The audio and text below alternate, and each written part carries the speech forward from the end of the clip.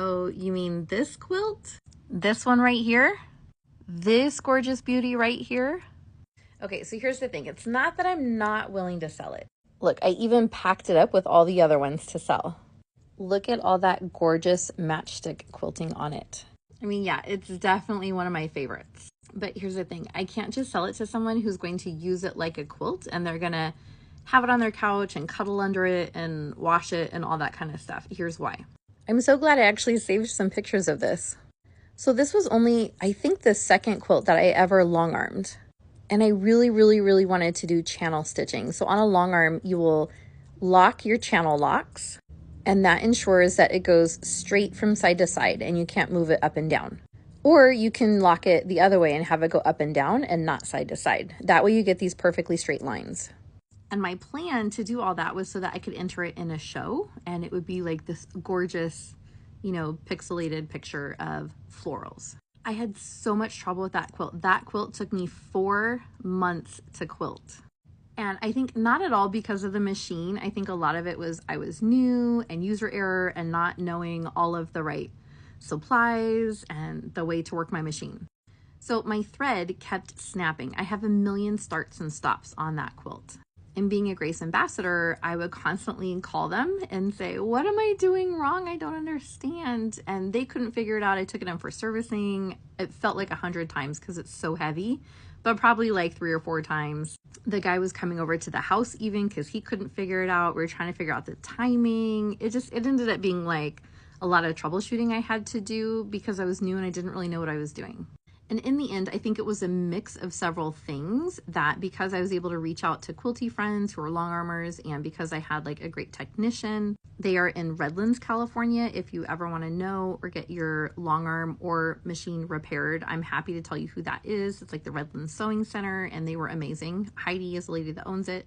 So I needed a different kind of thread. We got the timing worked out on the machine. I needed a new hook assembly because I had broken a needle on it. It was a hot mess, but anyhow, there's a million stops and starts on it. And so my fear would be that I sell it to somebody who then launders it and some of the quilting comes undone. And if you're going to spend that amount of money on a quilt, I mean, you want it to really last and be nice. And so I would never want to sell something to somebody and then they wash it and then it starts to come undone. I'm definitely not picking out all of those threads to redo it either. So yeah, it'd have to be a display quilt. But if you did want to do it yourself, I can show you the fabrics that I used. It is a beginner friendly pattern and I think it's something that you could put together pretty easily. So I went back through all of my fabrics and my stashes to see if I could find any more and I only found the pink. This is the pink that I used for one of the flowers and it's called On the Wind and it's by Riley Blake. I don't know if you can find it anymore. So we released that pattern, I think 2 years ago. And then I was designing and testing it even before that. So probably 2.5 or 3 years ago. And I was using fabric I already had in my stash. And so I don't know if it's even around anymore. Now, these green fabrics right here, the light green is from Figo Fabrics, and it's from a collection called Summer's End, and this is called IKAT, I-K-A-T. The darker green is from Art Gallery Fabrics, and that's a fabric by Alexandra Bordello called Traveled Roads Moon. Now, this black and white one here, this is from Riley Blake, and I searched all over and I can't find the name for it, but I know it was in a collection, something to do with like bees or honey or something like that. If you happen to know what it is, please put it in the comments. But I searched all over Riley Blake's website when I logged in my wholesale account and I cannot find it anywhere. So I don't even think they have it for sale anywhere. You could totally do a black and white houndstooth or a gingham and totally get away with it. And I don't think anybody'd be the wiser. Now my other flower was this cream color, and that is from the Elegance collection by Riley Blake, and that was designed by Corinne Wells. And this one is called Eternal Ivory. We sold out of that collection so fast. I don't even know that you can get it anymore from Riley Blake. I have seen a couple little things on Etsy. I think they maybe have some like fat quarter bundles still floating around somewhere, but I don't know if you're going to be able to get yardage of that. But that was a really popular collection. It's one of my favorite collections.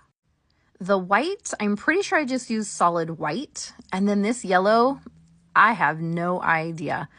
I think it was from either Riley Blake or maybe Figo, or it might even be Robert Kaufman. Those are the three that I probably sew with a lot in addition to Art Gallery fabrics. So I'm going to say it's one of those ones. But again, I think just your average yellow plaid, you might be able to get away with it and it would look identical. Now this backing fabric, I'm pretty sure that was Figo fabric. But again, it's really old. I logged into my wholesale account and I went looking through all of it, couldn't find it.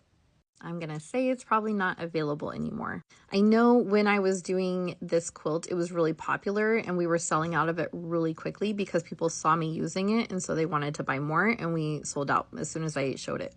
So I hope that's at least a little bit useful to you. I know a lot of the fabrics that I use on my test quilts are just from my stash, and so they might be several years old. They might be mixed in with like Joanne fabrics, or just, it's just like whatever, I'm just testing the math. This one just happened to turn out really, really well. And so I wanted to put it in a show and show it off. And with the quilting that was done on it, like I just couldn't. So it's not that I'm not willing to sell it. If you are interested in purchasing it, that's fine. I'm happy to do that. I will, you know, sell it at the same price as the other throws that we have on our website right now that are for sale, all of our other test quilts. But again, the huge caveat that please don't launder this, just use it for display only. I wouldn't use it. I would be scared to put it in the laundry myself unless I just very gently hand washed it in my bathtub or something like that. But it is gorgeous.